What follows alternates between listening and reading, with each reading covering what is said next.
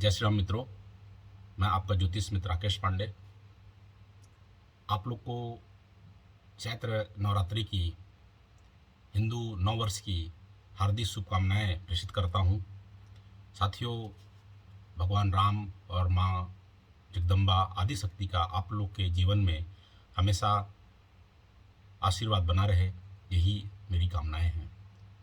तो साथियों, आज मैं पुनः आप लोग के समक्ष एक बहुत अच्छा ज्योतिषी सूत्र साझा करना चाहूँगा, जो कि फल दीपिका के अंतर्दशा फलाध्याय से लिया गया है।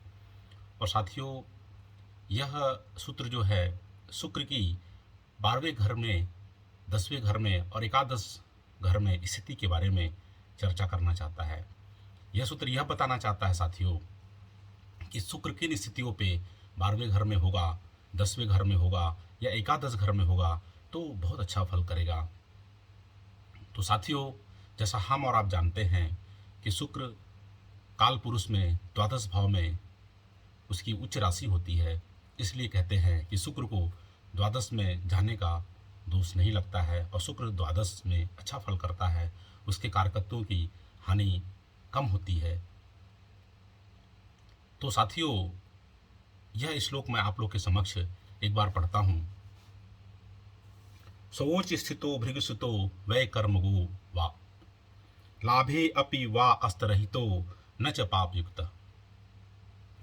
तो इसमें यह बताया जा रहा है कि शुक्र 12वें घर में कैसा होना चाहिए, या तो स्वराशि का हो या फिर उच्च राशि का हो, और 12वें में ना हो तो दसम भाव में स्वराशि या उच्च राशि का हो, या फिर एकादश भाव में स्वराशि या उच्च राशि का हो।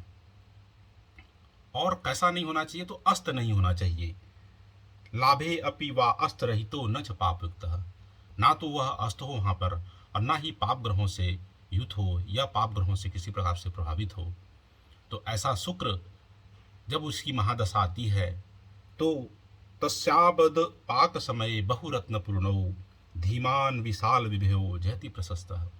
तब ऐसे शुक्र की जब महादशा आती है तो जातक को बहुत सारे रत्न मिलते हैं, बहुत सारे सुखों को भोगता है वो अपने जीवन में, नाना प्रकार के धन की प्राप्ति होती है और उसे इस संसार में मान सम्मान प्रसिद्धि और प्रशंसा भी मिलती है।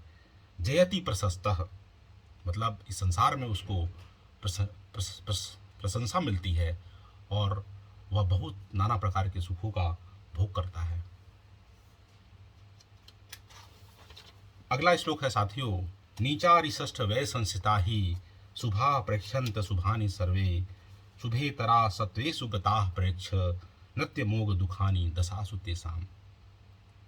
यह श्लोक बताता है कि कोई भी शुभ ग्रह हो, यहाँ पे नैसर्गिक शुभ ग्रह की बात चल रही है, जैसे शुक्र है, गुरु है, बुध है, पक्षबली चंद्रमा है। तो यदि कोई भी शुभ ग्रह हो, यदि छठे और 12वें भाव में नीच राशि का, शत्रु राशि का बैठा हो, नीचारी षष्ठ व्यय संस्था ही, या तो नीच राशि का बैठा हो या शत्रु राशि का बैठा हो, कहाँ बैठा हो, छठे या 12वें भाव में, तो वह अशुभ फल देता है। शुभा प्रेक्षंत अशुभान सर्वे। तो ऐसे शुभ ग्रह भी छठे और 12वें भाव में बैठने के कारण, क्योंकि वो शत्रु क्षेत्री हैं, नीच राशि के बैठे हुए हैं, तो अपनी दशा में अशुभ परिणाम देते हैं। लेकिन यदि वो ग्रह जो नैसर्गिक रूप से भी पाप ग्रह हैं, यदि वो नीच होकर, शत्रु राशि के होकर छठे 12वें में बैठे हों, अस्त होकर बैठे हों, तो उनकी दशा में घोर पीड़ा होती है, बहुत अधिक जातक को कष्ट प्राप्त होता है। तो साथियों, जैसा हम और आप देखते हैं कि शुभ ग्रह 12वें में बैठा है, जनरली शुक्र को ही लेके ऐसा रहता है कि बहुत अच्छा फल करेगा। तो अच्छा फल तभी वो कर पाएगा जब वहाँ पर वह अपने अच्छी राशि में बैठा हो, स्वराशि का बैठा हो, उच्च राशि का बैठा हो, वहाँ पर अस्त ना हो, वहाँ पर वह पाप ग्रहों के प्रभाव में ना हो। तभी 12वें घर में शुक्र को देख के हम यह सोच सकते हैं कि जब शुक्र की दशा आएगी तो वह अच्छा फल देगा।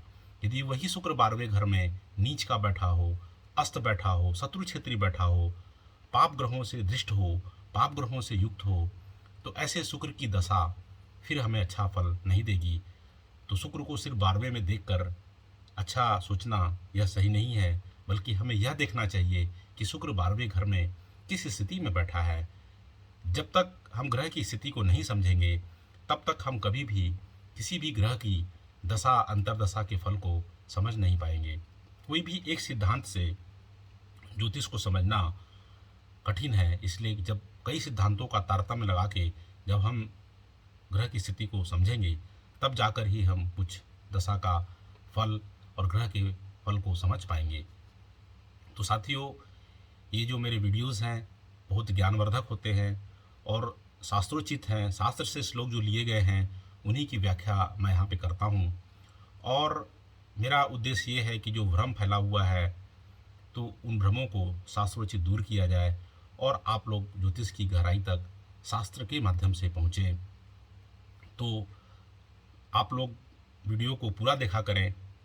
5 से 6 मिनट का ही वीडियो रहता है, जिससे आप लोग का बहुत ज्ञानवर्धक होगा और आपको फल कथन करने में बहुत सहूलियत होगी और आपका सोच बदलेगा और शास्त्र क्या कहता है यह आप जानेंगे तो बहुत अच्छा रहेगा। तो धन्यवाद साथियों, मिलते हैं अगले नए श्लोक में नई चर्चा के साथ। Thank you. जय श्री राम।